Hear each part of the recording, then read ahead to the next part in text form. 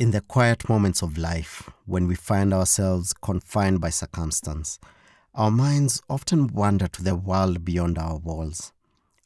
Recently, I broke my femur, forcing me to stay home just as anti-government protests swept through Kenya. With nowhere to escape, I turned to the news, only to be met with a chilling report. Over 70 bodies discovered in a quarry, the majority women. Now we begin with the unfolding events at a quarry in Mukuru Pipeline area, south of Nairobi, where the agonizing search for human remains at the dirt and water-filled crater continues. Na wote ni wanawake. Pati ya chini unapata kichwa na body ya juu ni nusu na miguu ya huku ni nusu. Tunasikia vibaya kama wanawake tumepatikana wengi hapo. Hakuna mwanaume hata mmoja. Ni wanawake tupu tumepatikana hapo. It was a moment that plunged me into a rabbit hole, a haunting realization of a world where the violence against women has become an unsettling norm. To a sad story now, Ugandan Olympic marathoner Rebecca Cheptegei has died 4 days after she was doused in petrol and set on fire by her estranged partner in the latest attack on a female athlete in the country. The identity of the young woman who's brutally murdered in Roysambu, Nairobi has now been revealed. Middle-aged man on suspicions of murdering a 24-year-old woman, Starlet Wahu, in an Airbnb flat located in South Bay area here in Nairobi. Wahu's lifeless body was discovered in the apartment with blood splatter all over the room. Last year, we gathered for an end to femicide march, united by a single cry. 152 reported femicides in 2023. That's the highest number in years. Another group estimates 500 women were murdered between 2017 and 2024. Abuse is also rife. A 2022 survey found 1 in 3 women had experienced physical violence. Yet as I delved deeper, my heart shattered anew. Over 51,000 women are killed every year by an intimate partner or family member. That's about 140 women in a day. I quickly realized that femicide is at the end of a long chain of SGBV that has gone unchecked in our society for a long time. I've lived a sheltered life, believing my daughter was safe. But those beliefs crumble under the weight of harsh truths. Partnering with Equality Now, an organization committed to fighting gender-based violence through legal means, I received a map, a guide to conversations that needed to be had. I set off on a journey to hear directly from survivors of sexual violence, to grasp the reality my daughter faces. Our first destination, Kajiado.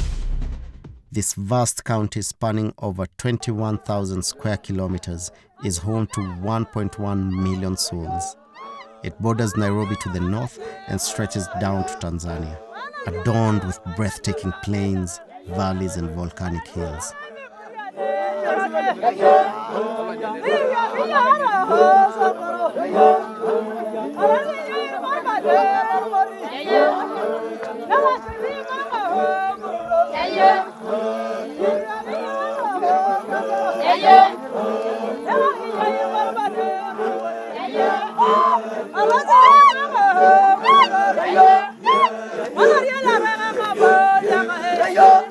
I took along with me my friend Kambua Manundu to have this crucial conversation on the ground so that we can know the truth about SGBV.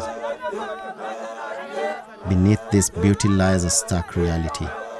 Female genital mutilation and child marriage remain pervasive threats to the young girls of this land.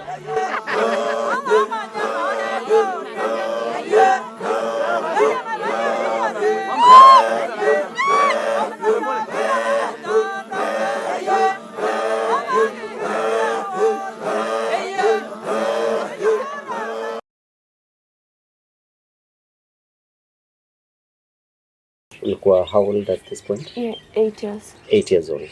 Na umepelekwa boma ingine? No, I was 7. I was still 7 years. Tulikuwa tunakaa wote alafu ya baba mwingine akakuja kusema namtaka msichana kumpatia kijana wangu. Alafu alikuwa anamtaka dadangu mkubwa wako shuleni. Sasa vile alikuwa kwa shuleni babangu akamwambia sina msichana mwingine ya kumpeana kwa sababu huyu ni mdogo. Akamwambia huyu si mdogo, tutaenda kukaa naye mpaka akuwe mkubwa. My name is Rosie Lantoi. I'm a Maasai raised in a culture whereby FGM and early marriages is a rite of passage. Na at the end nilikuwa tunakaa nasema one day hata mimi sitakuwa kufanyiwa hii kitu yenye naona wakifanywa juu my father is a polygamous. Ameoa wanawake 4, mamangu ndio mdogo. So mimi kuona wengine kenye walifanywa mimi sitaki. Tukaenda boda. Mimi nikatoroka. To cut the long story short, juu hata nachukiaga sana hiyo story. Nikajipata kwa Mathare Children Home. I felt like my own blood, my own community betrayed me. Why should they force me to do something that I don't want? So juu hakuna huyo brother hakuna fanya anaweza kuprovidea. Ile umatinda nangana na sisi kila kitu. Yeah. So kaka akaona tunakaa nyumbani sana. So mimi yake ni like mimi nifanywe sasa FGM mimi mwenyewe. Na after hiyo of course ni kuolewa.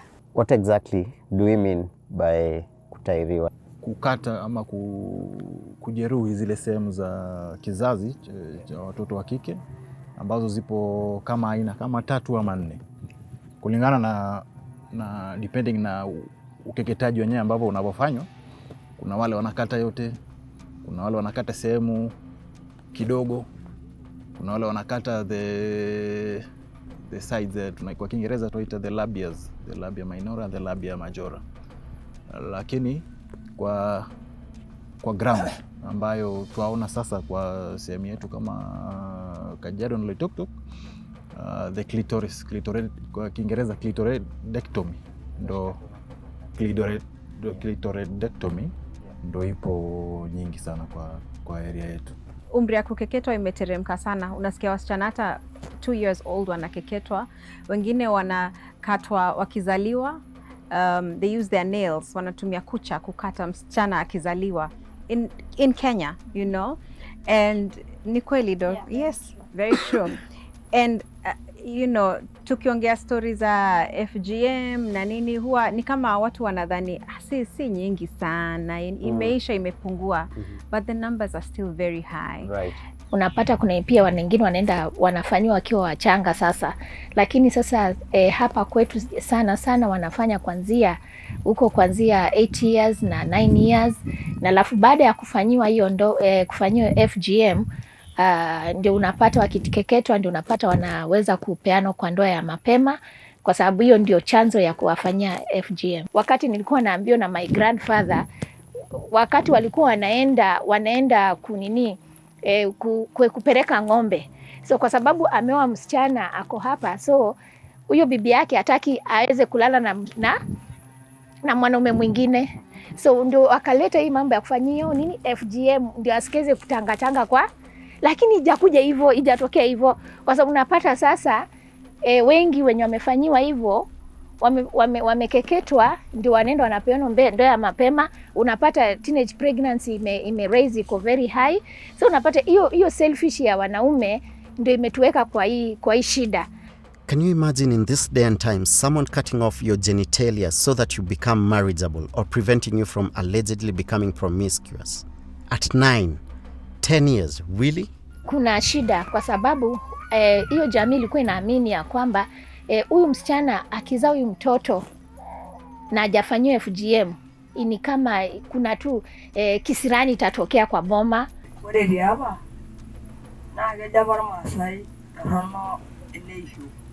Anasema kwamba wakati ambao msichana anajifungua kabla hajatairiwa, huwa kwetu kwa Kimasai ni kana kwamba analeta laana katika familia. No, and not just in Kajiado, in places like Kiambu, it's on the rise right now. Unasema Kiambu? Kiambu, uko ni kwenu? Bas. Let me tell you, because watu wa Kiambu wamesema wanataka kurudi back to mila za kitambo. So unapata wamama kama mimi tumeshaolewa, they're being taken through FGM. So it's become a nuisance in Kiambu. You're hearing it in Meru. It's high in Kisii. It's with us. It's an issue that's with us that we have to keep talking about. sababu ukishakeketa msichana umebadilisha maisha yake kabisa. Akishatairiwa ina maana kwamba umejitangasia kupeana au kwenda kutafuta mtoto nje. Female genital mutilation can have a wide range of short and long-term physical, emotional, and psychological effects on those who undergo it. Some of the physical immediate complications include severe pain, excessive bleeding, infection, urinary retention or difficulties passing urine, trauma to surrounding tissues. Some long-term complications include chronic pain, especially during intercourse, scarring and narrowing of the vaginal opening leading to complications during childbirth, increased risk of childbirth complications, for example, prolonged labor, therefore arising a need for cesarean section, infertility due to infection or damage to reproductive organs, increased risk of urinary tract infections and pelvic infections. Some psychological and emotional effects include post-traumatic stress disorder, PTSD, loss of sexual pleasure, social stigma and isolation. Enye ilifanya zaidi sana nikasikia uchungu sana. Kuna wakati moja msichana tuliweza kumpoteza kwa sababu alifanyiwa FGM na wakati alifanyiwa FGM na alikuwa na mimba, hii mimba ya mapema na akaweza kuaga. Umesikia tukielezwa about huyu msichana akienda kuzaa she got the cut. Wengine wakienda kuzaa wanakufa because the passageway haiwezi pitia, mtoto haiwezi pitia. Yeah. So the distress either the mother ama mtoto tumeweka maisha yake at risk. Na pia ukifikiria hata wewe feel msichana wako ukifikiria ni wa miaka 4. Yeah, so imagine maybe in another 4 years ameenda through FGM, sasa ako tayari kuolewa. You can't wrap your head around that. Sababu ni mtoto, you know. And so lazima hii conversation tuendelee kuwa nayo because hata msichana wa miaka 15 bado ni mtoto. Yeah. Hawajapata opportunity ya kusoma, kuelewa dunia iko aje, wajichagulie wenyewe, nitasoma nifike hapa, nifanye kazi.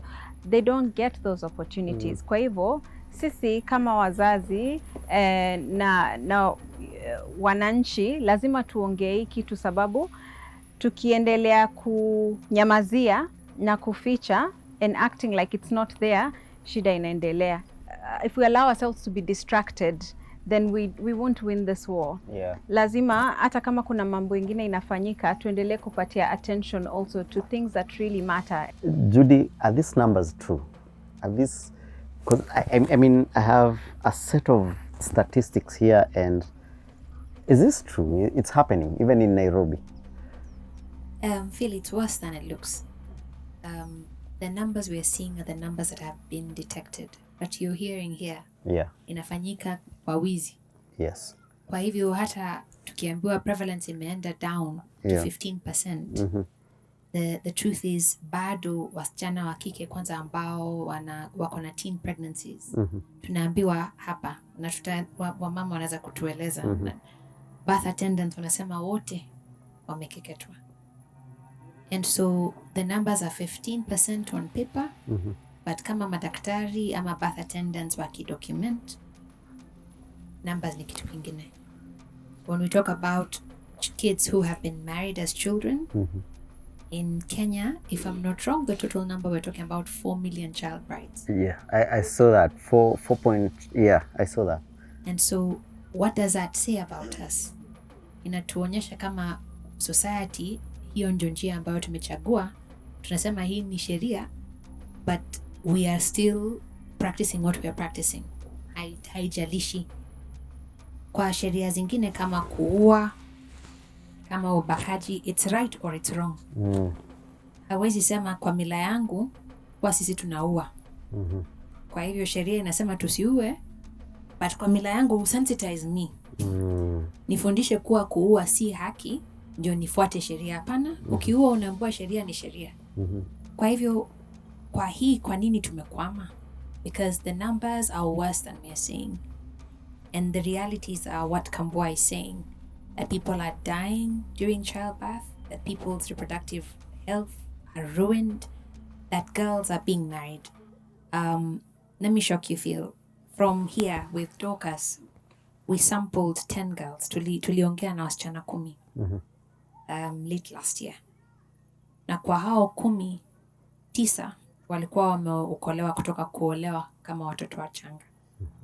Na wasichana hao wote walikuwa between 9 years old and 12 na walikuwa wameokolewa na Dorcas miaka 3 iliyopita.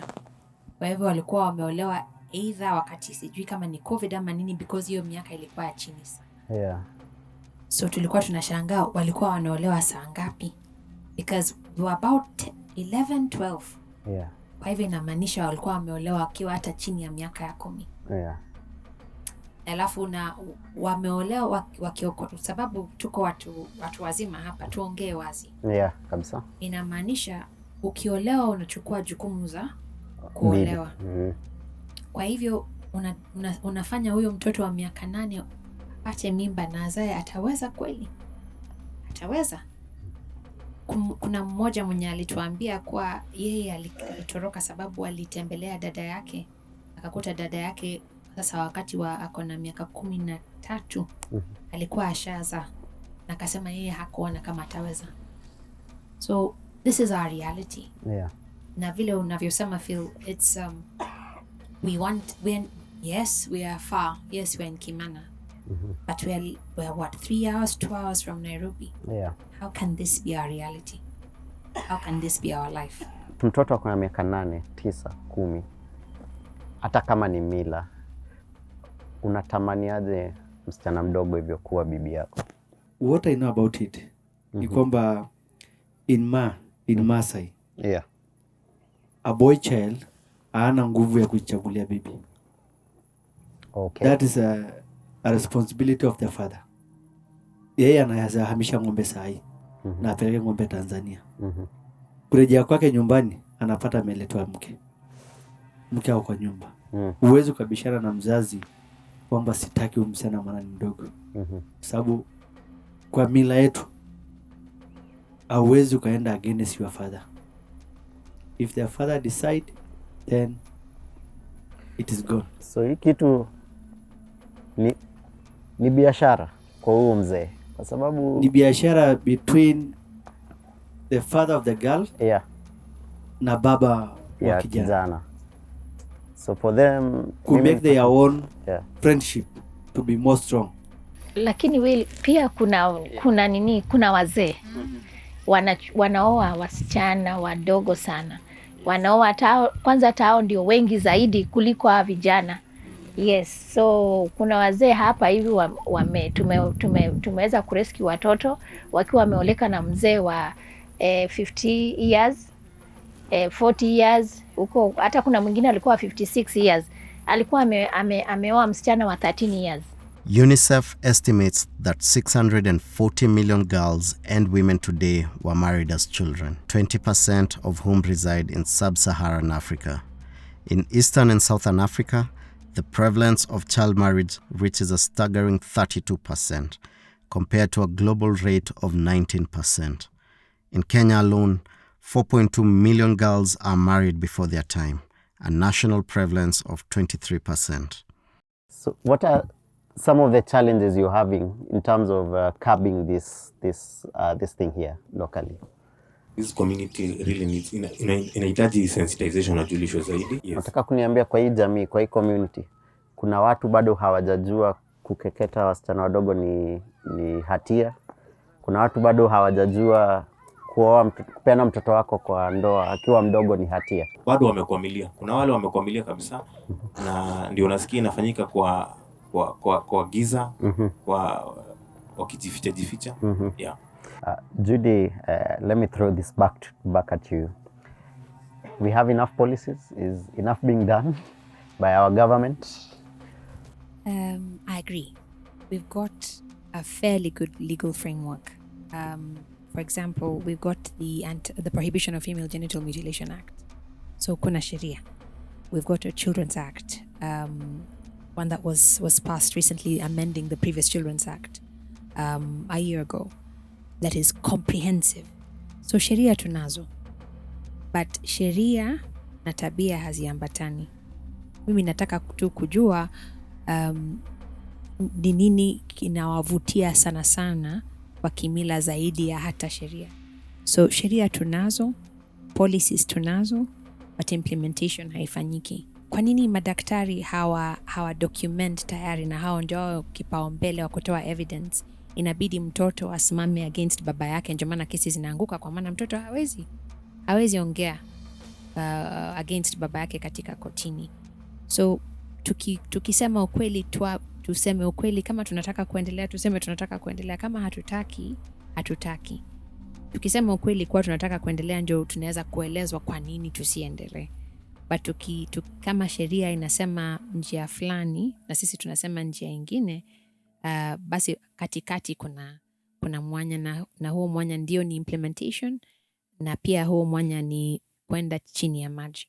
Kwa ubakaji tuko na process, very clearly laid out process in the health system, kwamba when you treat, kuna forms utatuma polisi, kuna forms zingine kama P3 na PRC ambazo tunajaza, ambazo zinatusaidia kwenye prosecution. Ikuja kwenye FGM kuna kagap fulani pale, kwamba itakuja ni mtibu, and there's no provision for me that I have to notify the police that we have an FGM issue. That's the practice that has been in the police. We notify the development cases, but for the FGM, hata tukituma polisi, nothing is really followed up. We did a baseline study before we started the project we're implementing, and there were certain years where they said 0 FGM case reported at the police station, 1 case in court, and then maybe 2-3 cases reported to the children's officer. But then when you look at the pregnancy cases reported in the county, they're in thousands. Because when you're doing OBGYN, that's the right word, the gynecologist, when they see patients, pregnant patients, they will record whether they've gone through FGM or not. And you'd find most of the teenage pregnancies, most of them had gone through FGM. But then look at the cases that have been reported, 0. The cases in court, 1. So there's no obligation. So that's how we came to know that, we came to find out that FGM cases are still being practiced, and it's at a very high rate. It's just not reported. So the fact that it's you have 0 reported cases doesn't mean it's not happening. It's happening. But if the medics had an obligation to report, then we would actually see the reality of the cases that are happening. Not only aren't medics reporting, they're now practicing medicalization. So they are the ones who are now being called to homes together with nurses and other clinicians to cut the girls. Hao ndio wanakuja kwa manyumbani kukeketa. Sasa tumeacha the professional wakeketaji. We are going now to the professional wakeketaji. And I think I heard a doctor say this the other day, that there's nowhere in their medical practice where any doctor has been trained to perform FGM, you know. So really what we're saying is what they're doing is not only illegal, they're also quacks in that, in the true effect, because you've not been trained to cut a woman's body part, whatever, vagina or whatever, clitoris or whatever.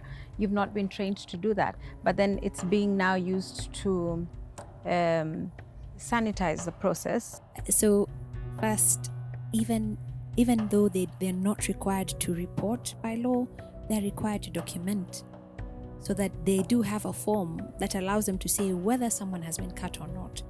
But we don't have the data. We haven't heard from the medical board speaking in the strongest terms possible against medicalization, because it's not priority. And then the worst thing is actually the comparison between circumcision and mutilation, because kwa heshima wazee, circumcision is cutting of the skin. FGM is cutting of the entire gland. The entire female genitalia is cut off.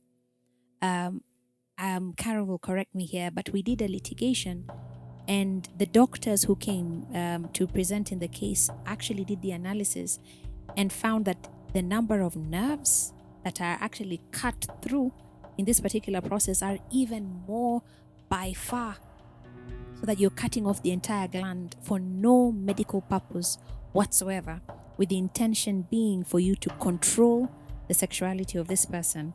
Na tumeelezwa na mzee sasa, badala ya kucontrol hiyo sexuality, ni umefanya tangazo kwa huyu msichana either aolewe ama huyu msichana apate mimba. So madaktari mtusaidie. I'm struggling because kama mtu, anyone in the medical community, naelewa maybe hata anaweza kuwa ni from the Ma community, Masai, na amegrow na hii culture, but the fact that ameenda akatrainiwa, akakuwa nurse, akakuwa daktari, then already anajua hii practice ni harmful kwa wanawake. But you're telling me kuna watu in the medical fraternity who are still choosing to follow the culture and they feel it's better off hii culture iendelee even with all that knowledge.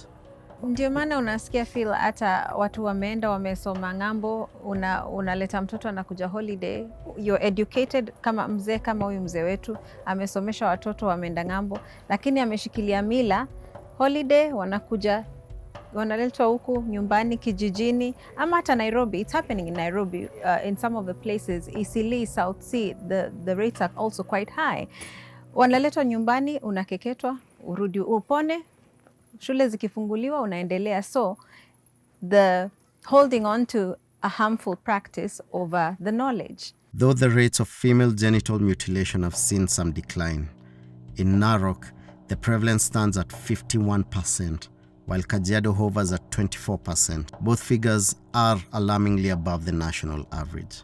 Is there any hope that tutawai maliza hii mambo ya ukeketaji, FGM and early childhood marriage? I think there is a possibility. Na kwangu mimi ni kwamba hii kitu tunamaliza kwetu kama familia. It starts from the home, from the ground. Whatever that is in papers, those I can say they are cook words, because in the ground things are very different. And this is happening because we, if I use we, the community now, we are hiding those people who are doing those issues. Yes, we know them, and we know the time they are taking, we know the date and every step they are taking. Si mtoto, ni mzazi. Si mtoto anakubali kutairiwa. Hata ukipea mentorship hawa wasichana, okay, utawaongelesha, lakini decision later inatoka kwa mzazi. Tuende kwanza kwa wazazi, tuite wakina mama au mama wazee, tuwapee mentorship wao wenyewe, wajue umuhimu ya kutotairi wasichana. Turudi tena kwa wazee, tuwaongeleshe. Si kwamba watu watasikia, watasikia. The only thing, hawana information ya yale ambayo, yani madhara ambayo yanaletwa na ile magonjwa. So hata kama sheria iko, sensitization is the best solution, kwa sababu hizi tukifunga hata watu 20 years, kesho kuna a new case is reported. So sensitization.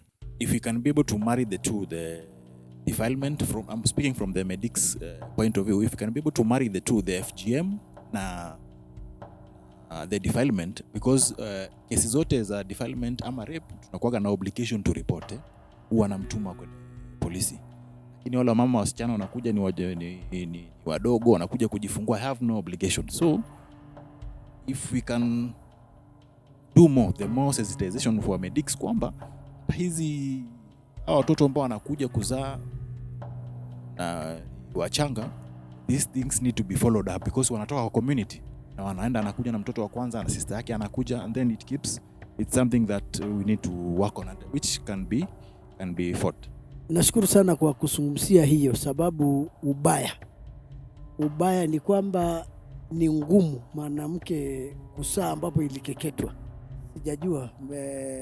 Sijui tumwambie serikali ajaribu kukasa hiyo nati, kwa sababu sijui sheria ni sheria ndogo, iweke sheria kubwa, kwa sababu kwa kweli hiyo sheria kama tunaenda namna hiyo hatutafaulu.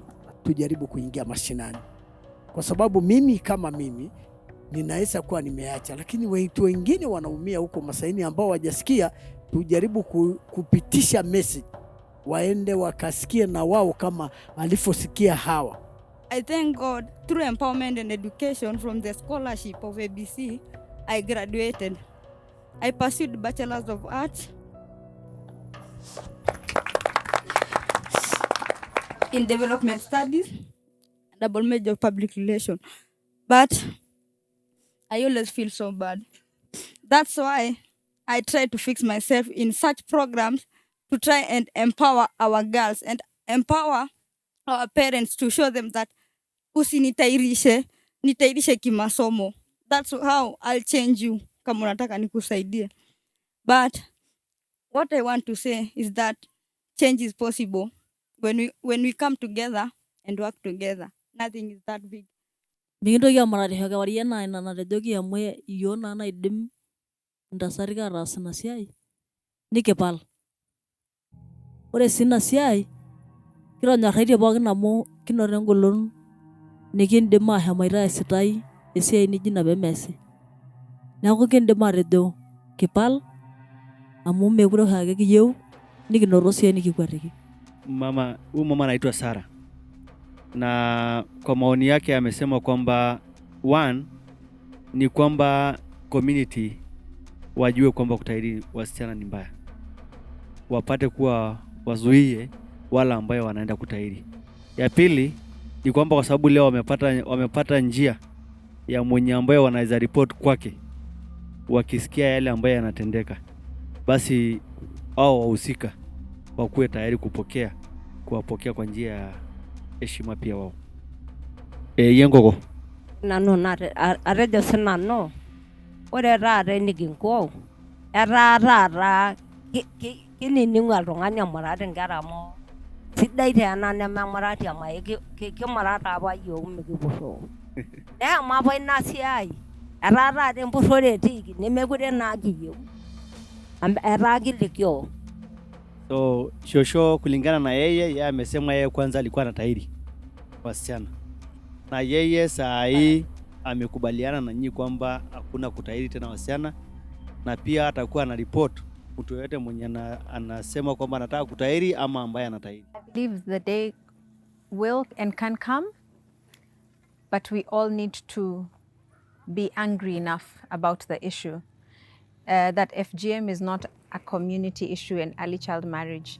The problem sometimes is that we imagine hii ni shida ya Masai, tunasema ni shida ya Kikuyu, ni shida ya, lakini ni shida yetu sote, and everyone has a role to play. When we started Phil, ulisema you were shocked, you were surprised, now you have heard, so now you have no excuse and you have a role to play. Every one of us has a role to play. Kila mmoja wetu tuko na kazi ya kufanya kuelimisha watu wengine, sababu sasa tunajua. Nashukuru ule mama alisema kitambo alikuwa she was a cutter, but now she knows better. Aliacha hiyo kazi, hakuwa anajua, sasa anajua, amewacha. Na tukiendelea hivyo, wamama wakisema mimi nilitairiwa lakini mtoto wangu hatatairiwa, that's already a step that we're moving ahead. Sometimes the problem is when a community, let's say me as a mother, I say I went through this so my daughter needs to go through it. But if I say there's nothing, I did not benefit in any way through getting the cut or being married early, then I stop it for my daughter. We keep drawing the line. I believe a day will come when this will be a thing of the past, but we all have to play our role.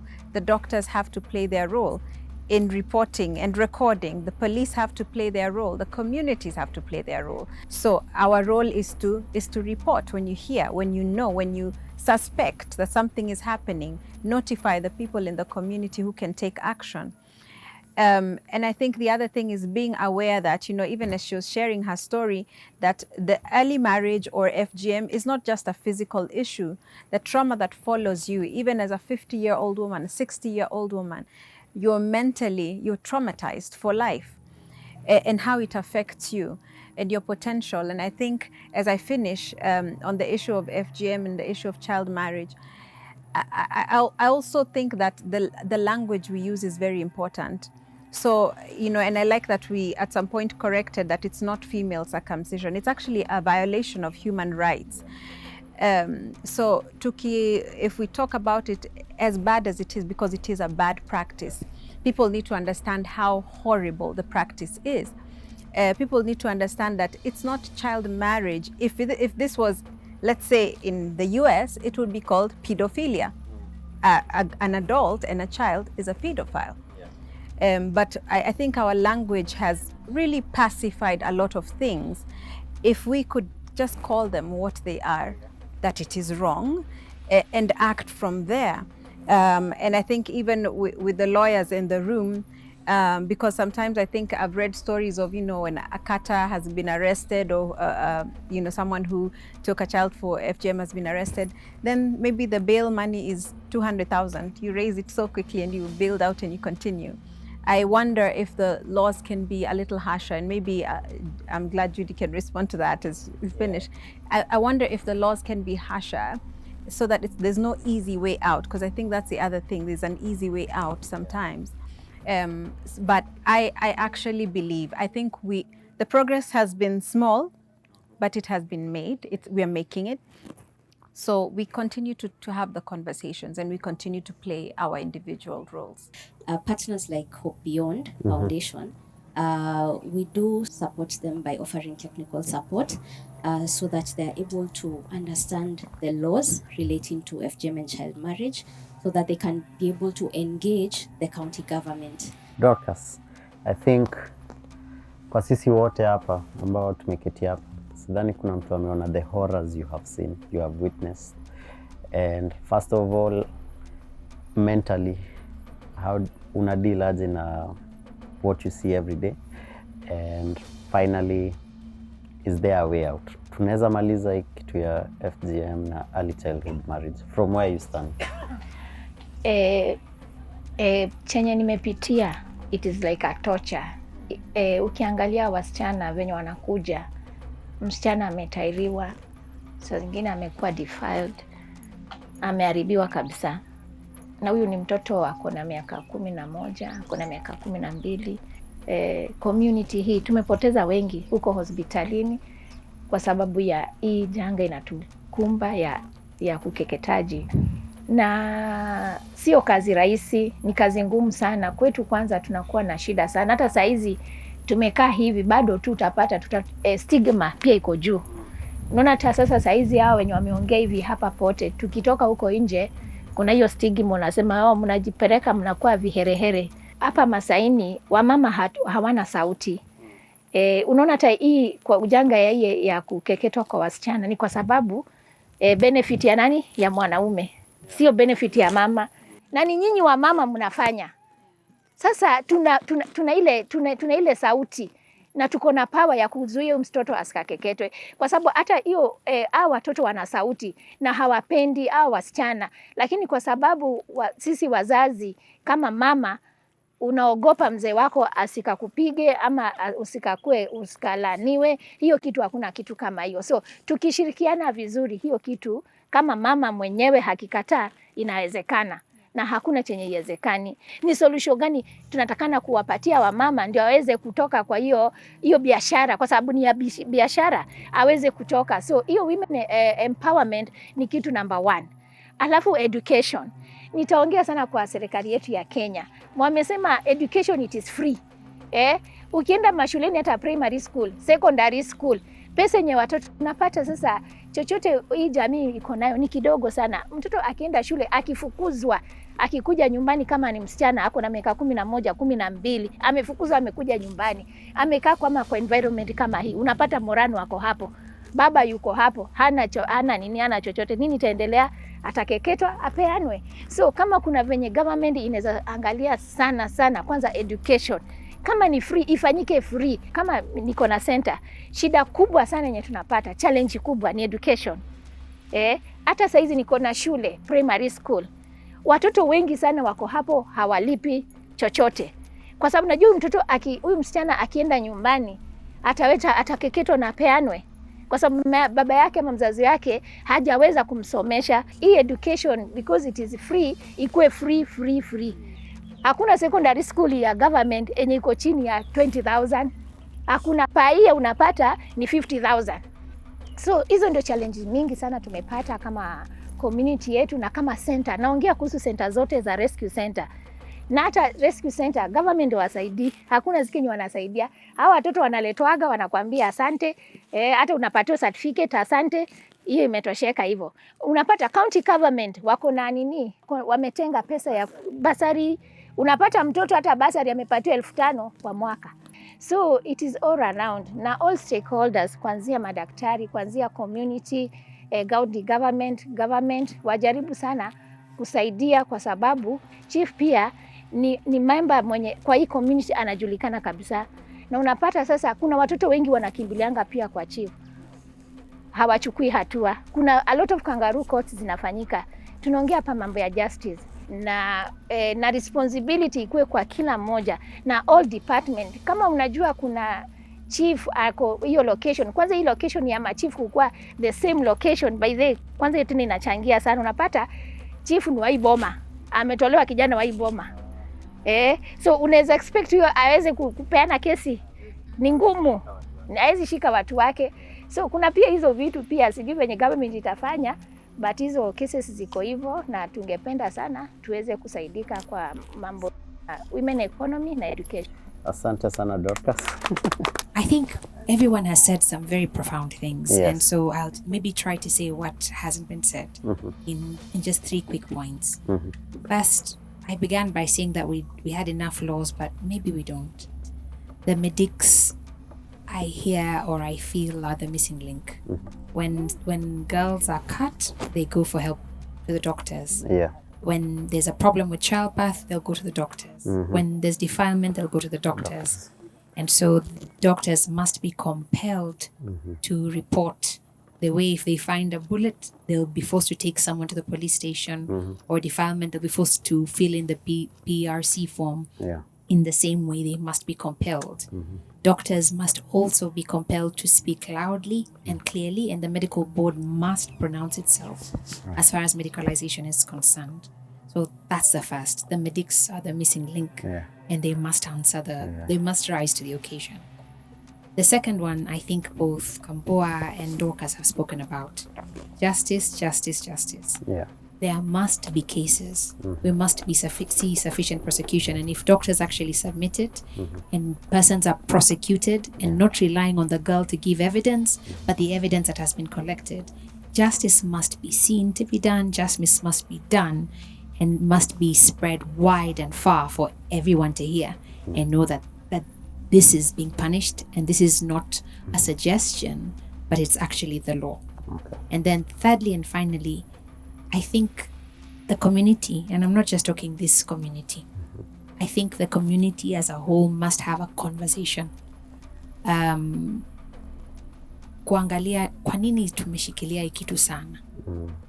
If we're even changing it, if you're saying it's culture, how come we're changing culture and practicing it on younger girls? Kwa hivyo haimaanishi unataka kusema huyu msichana amekuwa mtu mzima because unamkata sasa kama ako mchanga zaidi. You're even shifting the culture. If we are hearing excellent examples from mzee wetu here, then you can change.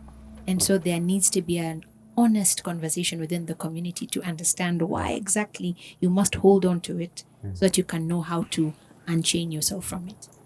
And so that conversation must continue until everyone gets awareness that people are either dying and bleeding out, children are dying and bleeding out, women are having rubbish relationships because of that. Let's have that conversation so that when we say tumeacha, tumeacha, si tumeacha ya watu kusikia, tumeacha ya ukweli. I think these 3 things will lead us to where we may want to go. Asante sana Judy, and I think that's a really nice place to end it, that this conversation must continue. And just keeping to that, I personally want to continue with this conversation. I came to a sobering conclusion. FGM is in essence a business. Once a girl is cut, she's marketed as ready for marriage. Fathers profit, the cutters profit, and this cycle of violence continues unchecked. I strongly urge our government to mandate medical professionals to treat FGM with the same urgency they would a gunshot wound.